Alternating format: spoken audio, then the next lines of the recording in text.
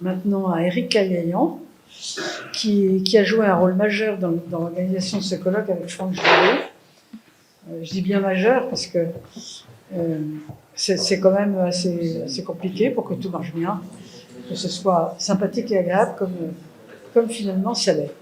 Éric Cagayan est pasteur, théologien, et il dirige pilote l'association Foi et Vie Réformée, qui est co-organisatrice de ce colloque. Il s'est penché notamment sur les écrits de Calvin. Il a fait une thèse de maîtrise en français qui porte sur, je cite, la portée cognitive du langage figurée dans le texte français de l'institution de la religion chrétienne. Et ce matin, il va parler sur les passerelles entre droit canon réformé et consociation althussienne.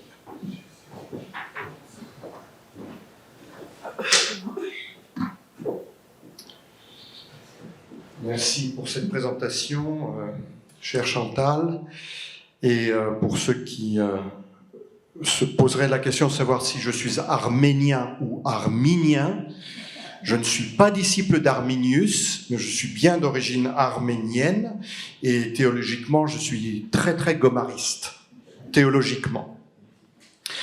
Ce que je vous propose de manière un petit peu exploratoire ce matin, à la suite de ce qui a été dit, c'est de plonger dans le texte même de la politique en ce qui concerne l'organisation ecclésiastique telle qu'Althusius la conçoit, l'expose, et quelle passerelle existe-t-elle entre le droit canon réformé et la consociation althusienne. Il se trouve que je découvre aussi Althusius progressivement, donc je voudrais axer cette présentation sur un certain nombre de citations choisies. Et comme toujours, une citation choisie, elle est choisie peut-être de manière un petit peu orientée ou arbitraire, mais sujette à la critique ou à une réévaluation. Donc c'est principalement au chapitre 8 et 28 de la politique qu'Althusius s'intéresse de près aux affaires ecclésiastiques au sein de la cité, et particulièrement à l'organisation de cette sphère spirituelle et sociale, dont l'existence est centrale comme condition de possibilité de l'ordonnancement de l'ensemble de ladite cité. Alors c'est peut-être un postulat que je présente ici, mais c'est un postulat que j'espère qui sera confirmé dans la suite de ma présentation. On commettrait en effet un sérieux anachronisme en ignorant qu'avec Althusius, nous nous trouvons toujours dans le cadre d'un ordre politique, culturel et social augustino-constantinien, le Corpus Christianum, dans lequel la relation entre le magistrat et les autorités ecclésiastiques est régie, comme cela d'ailleurs été dit auparavant, par le décalogue, comme loi suprême, celle du législateur divin, qui transcende la sphère séculière tout autant que la sphère spirituelle, alors même qu'elles demeurent distinctes, l'une par rapport à l'autre. Distinctes, certes, mais non séparées. Au chapitre 7, au paragraphe 53, nous lisons que, je cite, « La charge ecclésiastique est celle par laquelle on administre les affaires relatives à la connaissance de notre salut et des arts libéraux.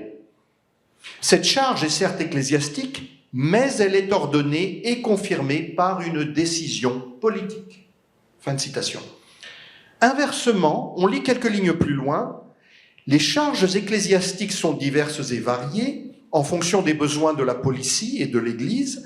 Elles s'occupent de l'édification morale.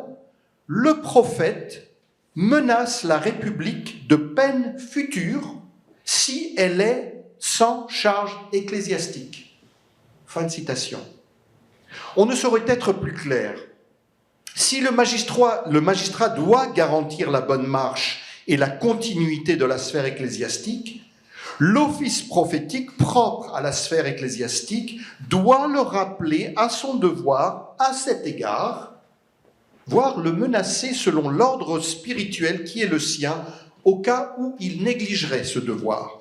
Ainsi, au paragraphe 39 du chapitre 8, il est stipulé que c'est le magistrat, et en l'occurrence le gouverneur de la province, je cite, qui annonce le synode provincial à la demande de l'ordre ecclésiastique, non pas de manière arbitraire, et comme cela a été justement souligné, il ne le fait que sur la demande et sur la proposition, mais c'est bien lui qui, de manière, comment dirais-je, de manière qui imprime un sceau légal, peut-être pas légitime, mais en tout cas légal, à cette convocation.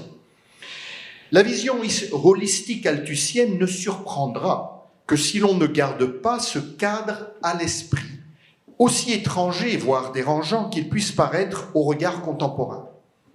Cela n'empêche cependant pas que la sphère ecclésiastique, tout comme les autres, puisse être organisée en tant que collège, selon un agencement qui tient compte des principes de la consociation tels que définis par Althusius dès le chapitre 2, tout en gardant ses spécificités. Car le royaume spirituel revêt sur terre une forme visible, laquelle nécessite une administration particulière.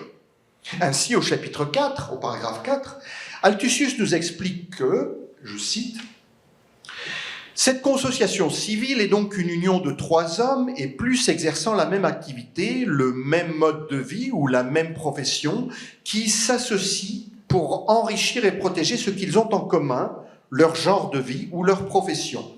Une telle consociation est appelée collège. Elle est appelée donc collège, rassemblement, société, union, corporation, notez bien, synagogue, assemblée, synode. » Fin de citation. Et au paragraphe 24 du même chapitre, il nous est dit, je cite, « À ce jour et la plupart du temps, il existe des collèges de, je prends ma respiration, boulangers, cantonniers, architectes, fabricants, cordonniers, agriculteurs, bouchers, navigateurs, potiers, mercenaires, monnayeurs, ou des collèges de philosophes, l'Académie des sciences morales et politiques, théologiens, d'écurions et autres similaires qui apportent à la cité tout ce qui est utile et nécessaire à la vie sociale. Parmi eux, certains sont ecclésiastiques, sacrés et dédiés au service divin. D'autres sont séculiers, profanes et institués pour les affaires humaines. Les collèges ecclésiastiques sont ceux des théologiens et des philosophes. Les collèges séculiers sont ceux des magistrats, des juges et ceux des artisans divers et variés, des commerçants et des compagnons. Fin de citation. On pourrait alors penser que la notion de collège ecclésiastique de théologiens ne concerne que des cercles d'experts dans ce domaine particulier. Or, dès le paragraphe 6 du chapitre 8, c'est bien de collège ecclésiastique qu'il est question en introduction à l'ensemble de l'organisation ecclésiastique.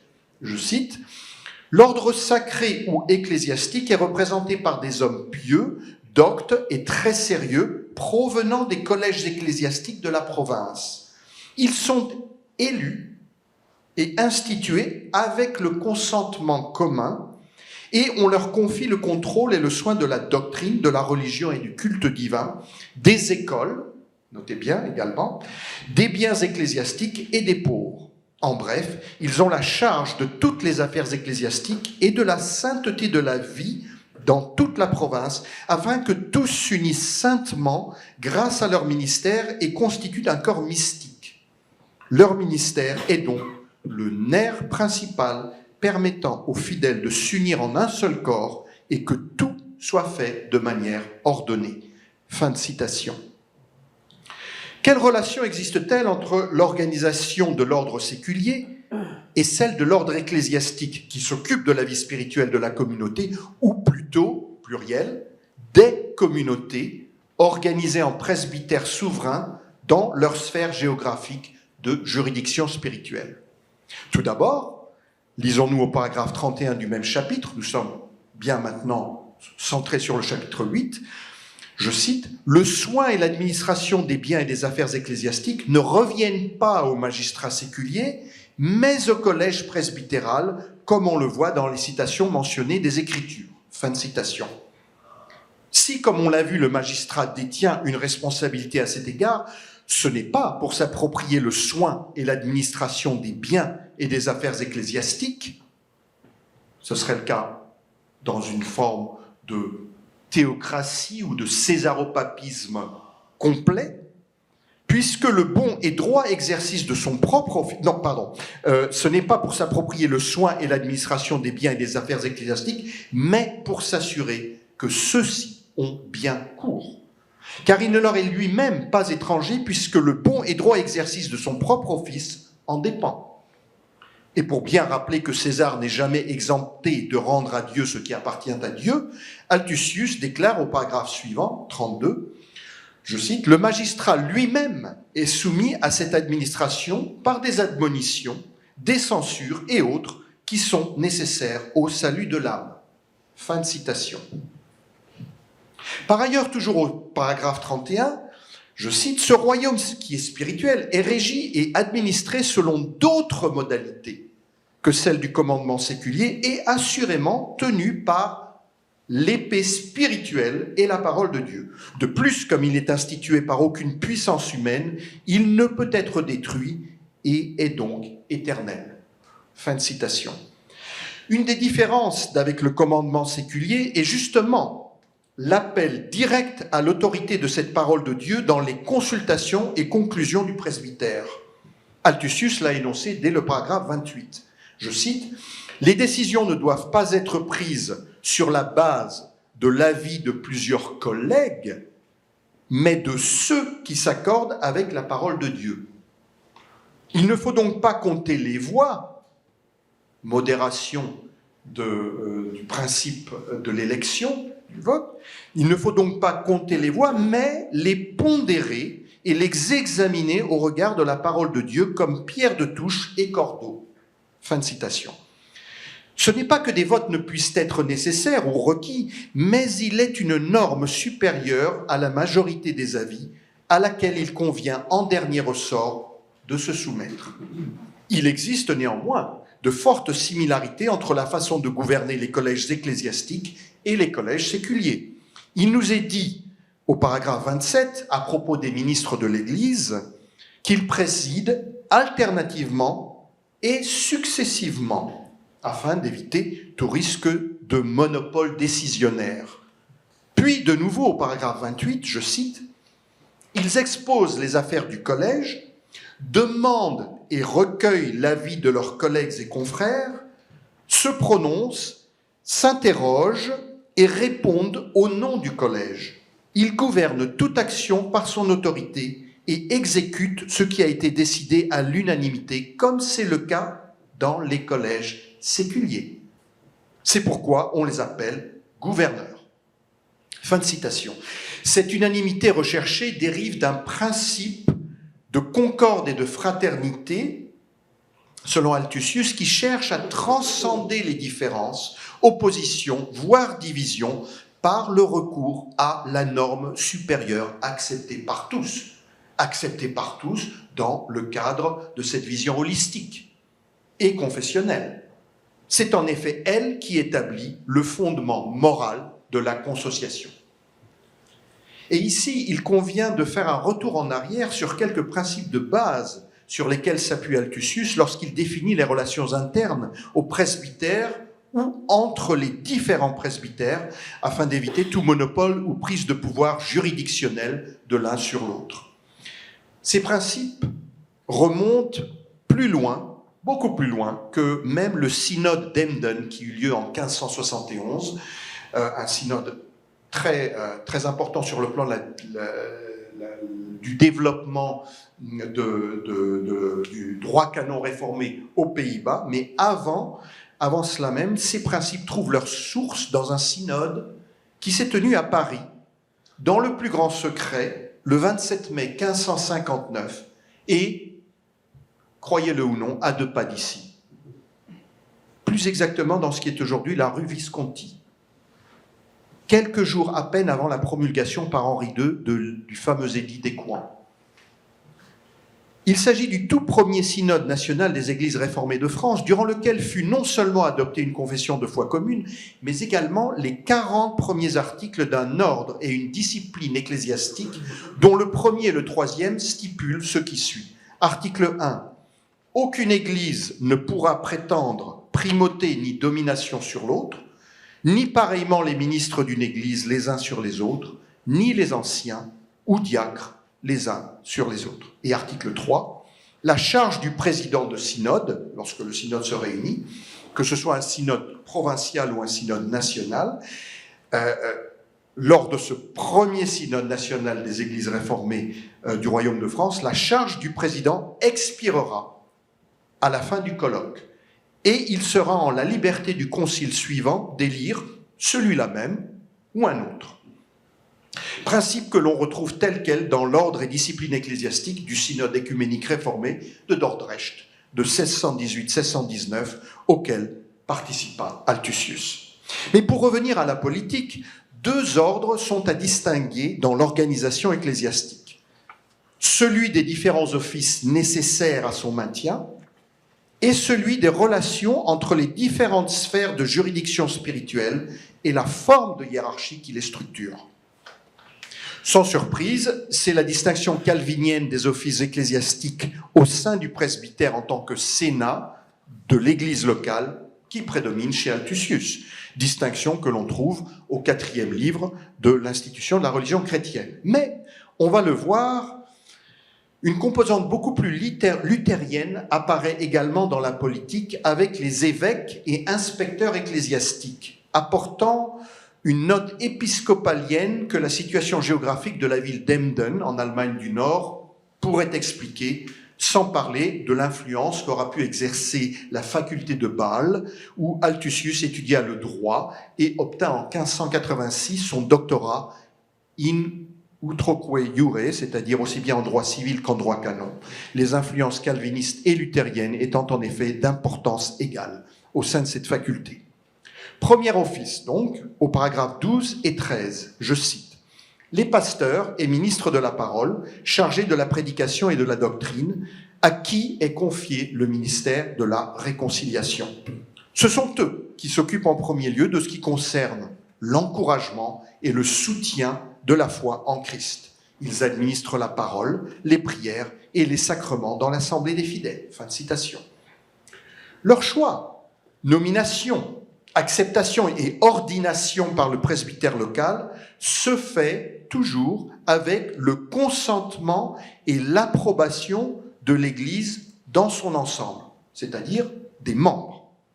C'est paragraphe 18. Donc, cette Église qui explore d'abord la tenue de leur vie avant d'approuver leur ordination, au paragraphe 20.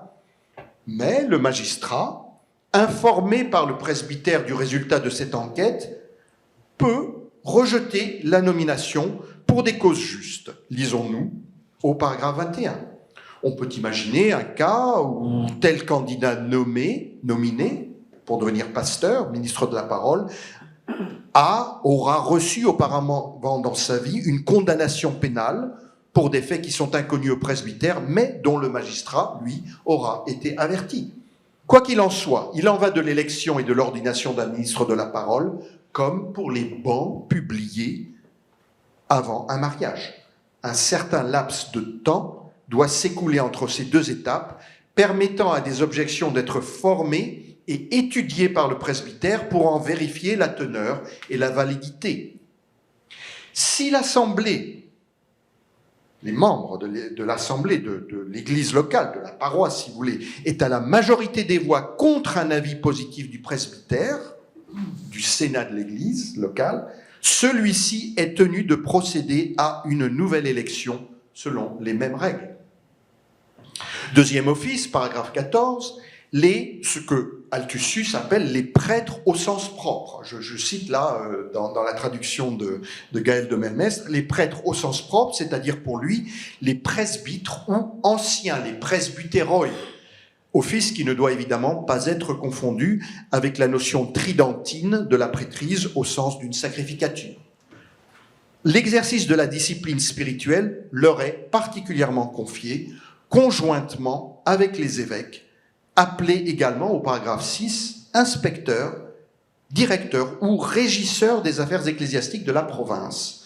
Ceux-ci sont issus du collège ecclésiastique provincial, qui se distingue des presbytères locaux et exerce sa juridiction sur l'ensemble des presbytères de la province. Alors, le lien entre ces inspecteurs ecclésiastiques provinciaux et les presbytères locaux, comment ils sont nommés, par quel processus, ce va-et-vient d'une forme d'autorité ou de mandat mériterait d'être exploré plus en détail pour comprendre l'idée althusienne de subsidiarité dans la sphère ecclésiastique.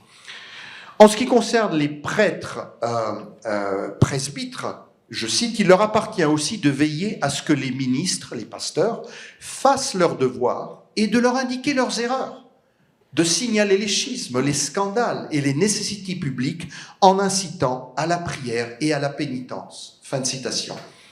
Avec ces presbytres élus au sein de chaque paroisse, nous trouvons une des expressions de la prêtrise universelle, en ce sens qu'ils peuvent et doivent même exercer leur jugement spirituel soumis à la norme supérieure de la parole pour, le cas échéant, censurer les ministres de la parole, aussi bien en ce qui concerne leur vie personnelle que leur doctrine.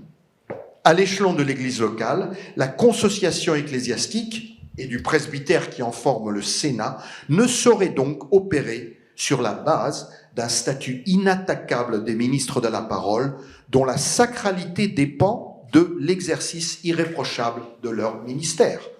Cette forme de vérification, voire de censure, n'est cependant pas limitée au presbytère puisque les inspecteurs ecclésiastiques provinciaux opèrent aussi des visites aux presbytères de la province dans le même but. S'ils sont bien tous issus des presbytères, ils sont néanmoins ordonnés par le magistrat pour cette tâche, au paragraphe 24. Troisième office, paragraphe 15, nous sommes toujours au chapitre 8, celui des diacres, je cite, « chargés de la distribution de l'aumône et du soin des pauvres par l'Église. Ils s'occupent principalement de ce qui relève de la charité et prennent soin des biens de l'Église. » Fin de citation. Il s'agit naturellement de l'office diaconal modelé sur l'institution des diacres au chapitre 6 du livre des Actes des Apôtres. Et Althusius énumère ensuite, au paragraphe 16, 10 tâches ou responsabilités qui incombent au presbytère dans son ensemble pour exercer le régime spirituel sur le troupeau qui lui a été confié, et qu'il résume en reprenant la formule du pouvoir des clés du royaume, lesquelles peuvent soit ouvrir, soit fermer l'accès au royaume des cieux. Évangile selon Matthieu, chapitre 16, verset 19 et 18, verset 18. Nous nous dirigeons maintenant vers ce chapitre 28, qui est le deuxième grand volet concernant l'organisation ecclésiastique dans la politique d'Althusius, et c'est ce que reprend plus en détail le chapitre 28 de cette politique, définissant au paragraphe 4 l'administration ecclésiastique comme étant, et je cite, « celle par laquelle sont administrées les affaires ecclésiastiques, où le royaume de Dieu est institué, promu, entretenu et préservé dans la République ou dans le règne politique, selon la prescription de la parole de Dieu. » Fin de citation.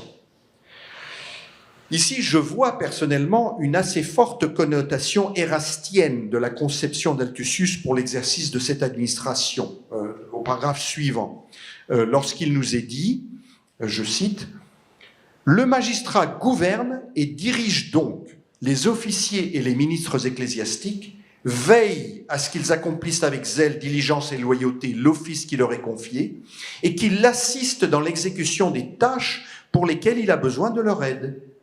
Les ministres ecclésiastiques traitent, mettent en œuvre et exécutent ce que la fonction ecclésiastique exige d'eux, c'est-à-dire ce que le magistrat leur dicte sur la base de la parole de Dieu. D'où il suit que ce que les ministres de l'Église font, ils le font sur mandat du magistrat, à partir des actes du magistrat lui-même. Ils ne dominent pas la foi, les consciences de l'Église, mais ils sont ses ministres. Fin de citation. Et cette dernière phrase appelle la remarque suivante. Sur le plan du gouvernement ecclésiastique, le rôle du magistrat, lui-même soumis aux injonctions prophétiques des ministres de la parole, comme on l'a vu plus haut, est de protéger l'ensemble des fidèles par les moyens qui sont les siens de toute tentative de domination des consciences par des clercs peu scrupuleux d'exercer leur office conformément à la parole. Mais, et cela a été dit abondamment auparavant, il s'agit bien le magistrat veille à la continuité de la confession orthodoxe. On n'est pas dans un cadre de libre pensée ou d'examen, de libre examen des doctrines. Ça, c'est certain. Un double processus de contrôle est donc établi entre l'office séculier et l'office ecclésiastique qui, encore une fois, présuppose une autorité normative qui les transcende tous les deux, celui de la parole. C'est dans le cadre althusien. On le voit particulièrement au paragraphe 5 de ce chapitre 28, reposant sur le modèle vétérotestamentaire de Moïse et Aaron. Je cite, « L'administration des biens ecclésiastiques est donc double. La première revient au magistrat suprême, la seconde aux ministres ecclésiastiques. Celui-là commande et ceux-ci obéissent et l'assistent dans l'administration spécifique qui leur est confiée, à l'exemple de Moïse et d'Aaron. En tout cela, les ecclésiastiques et tous les autres sont tenus d'obéir au magistrat. Par contre, le magistrat suprême est soumis à l'administration et au pouvoir des ecclésiastiques par les censures et les admonitions, et pour tout ce qui concerne la vie et le salut éternel. » Et au paragraphe 6, « Dans l'administration des biens ecclésiastiques, le magistrat ne doit rien faire sans le consentement et le conseil des ecclésiastiques au nom de la parole de Dieu. » Et dernière citation de ce chapitre 28, le paragraphe 8, qui fournit maintenant la motivation profonde de ce double ordonnancement de soumission réciproque. En effet, le culte sincère et la crainte de Dieu sont la cause, la source et l'origine de toute félicité publique et privée dans la République. Au contraire, le mépris de Dieu et la négligence du culte divin sont la cause de tous les malheurs et de tous les maux. Ensuite, la religion chrétienne non seulement subordonne les biens et les corps des sujets pieux aux magistrats, mais lie également leur âme et leur conscience et leur enseigne l'obéissance. Troisièmement, la religion cultive la paix et la concorde, réprouve tout scandale, rend les hommes pieux et justes. La profession et l'exercice de la religion orthodoxe sont la cause de toutes les félicités publiques et privées, comme le montre le fait que ceux qui cultivent la piété reçoivent la promesse d'une bénédiction dans cette vie et dans l'autre. Le magistrat doit donc en premier lieu rechercher le royaume de Dieu et tout le reste lui sera donné de surcroît. Fin de citation. C'est évidemment la parole du Christ dans le Sermon sur la montagne, Matthieu chapitre 6, verset 33, qui est ici évoqué par Altusius. Cherchez d'abord son royaume et sa justice, celle du Père céleste, et tout cela vous sera donné par-dessus. Est-ce à dire qu'Altusius autoriserait un tant soit peu une mainmise de l'autorité ecclésiastique sur les affaires civiles de la cité, dans leur sphère propre? Rien ne justifie une telle hypothèse, et cela a été également abondamment souligné plus tôt. Rien ne justifie une telle hypothèse en vertu de la conception, je dirais personnellement, fortement érastienne, mais tout à l'heure, un court dialogue, un intéressant échange avec Gaël entre un croissant et un verre de café, elle modère un petit peu mon appréciation de l'influence érastienne en montrant en quoi le magistrat ne décide pas des politiques confessionnelles. Nous sommes toujours dans un ordre de soumission réciproque, mais il a une forme de sceptre malgré tout qui vient au secours, s'il le faut, et quand il le faut, du glaive spirituel. Donc, c'est peut-être davantage l'inverse qu'on pourrait reprocher à Altusius. Comme on a pu le voir à partir des extraits cités, l'omniprésence en filigrane du magistrat pour garantir la continuité et la bonne marche des affaires ecclésiastiques ressort du texte à chaque étape. Tout comme sur n'importe quel autre citoyen, c'est en fait sur le plan moral et spirituel que la sphère ecclésiastique exerce sa juridiction sur le magistrat, lequel accepte de s'y plier. Elle ne s'exerce pas pour lui dire « vous signez tel traité avec telle puissance, vous établissez des relations diplomatiques avec tel pays », aucunement. Mais il y a une juridiction spirituelle qui, en fait, s'exerce sur le magistrat avec une acuité particulière en raison de ses hautes responsabilités en vue du bien commun. Et je conclus simplement en laissant à nouveau la parole à Altusius, qui déclare au paragraphe 10 du chapitre 28 « Pour cela, Dès le début de son administration, le magistrat s'attachera avant tout à planter et à cultiver la religion chrétienne et le vrai culte de Dieu, en faisant ainsi le fondement de son gouvernement. S'il le fait, toutes les vertus reprendront de la vigueur parmi ses sujets et il prospérera dans toutes ses actions. Je vous remercie.